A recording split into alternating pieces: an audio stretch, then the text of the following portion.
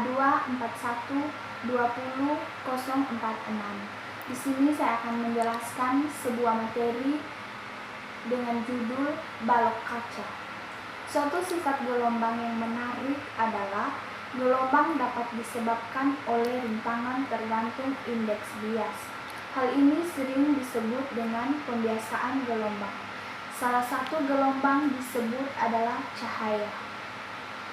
Cahaya adalah energi berbentuk gelombang elektromagnetik yang kasat mata dengan panjang gelombang sekitar 380 hingga 750 mm.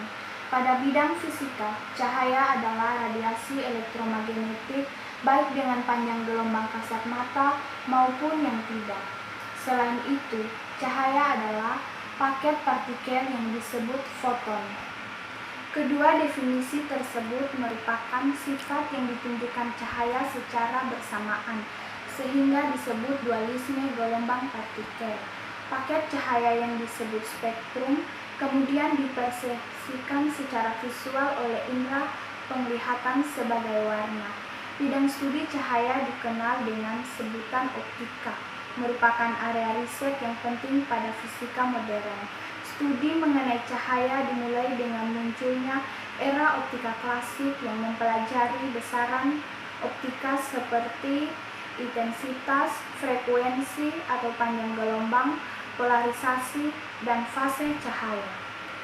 Sifat-sifat cahaya dan interaksinya terhadap sekitar dilakukan dengan pendekatan paraksial, geometris, seperti refleksi dan refraksi, dan pendekatan sifat optik fisinya yaitu interferensi, difraksi, dispersi, polarisasi. Masing-masing studi optika ini disebut dengan optika geometris dan optika fisis.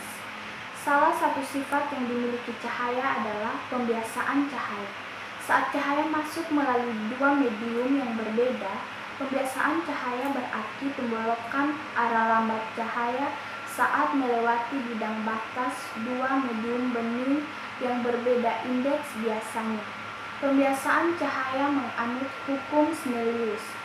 Tentang pembiasaan cahaya, setiap cahaya yang datang dan melewati medium yang berbeda, maka sinar disebut dibiasakan tergantung kerapatannya. Sinar bias dapat mendekati garis normal maupun menjauhnya tergantung kerapatannya.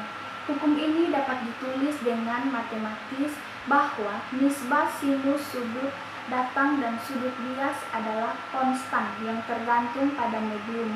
Perumusan lain yang efisien adalah nisbah sudut datang dan sudut bias sama dengan nisbah kecepatan cahaya pada kedua medium yang sama dengan kebalikan nisbah indeks bias. Demikian dari saya, semoga bermanfaat. Wassalamualaikum warahmatullahi wabarakatuh. Cahaya didatangkan pada salah satu sisi balok kaca atau kaca plane paralel, maka sinar tersebut akan muncul kembali pada sisi lain setelah mengalami pembiasan. Seperti gambar di samping, sinar datangnya adalah A dan B, sedangkan sinar biasnya adalah C dan D. Dari gambar di samping juga kita bisa menyimpulkan bahwa satu bidang batas, maka sinar datang I1 sama dengan I, dan dibiaskan menjadi C dan D, R1 sama dengan R. Menurut Snellius, pembiasan antara sinus sudut bias pada medium udara adalah N sama dengan sin I per sin R. Cahaya datang dari udara melewati kaca setebal D cm, kemudian menuju medium udara kembali.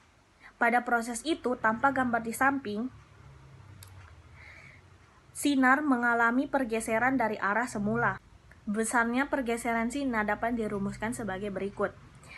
T sama dengan D sin buka kurung I1 kurang R1 tutup kurung per cos R1, di mana T merupakan pergeseran sinar, D merupakan ketebalan kaca, I merupakan sudut datang sinar, dan R merupakan sudut bias sinar.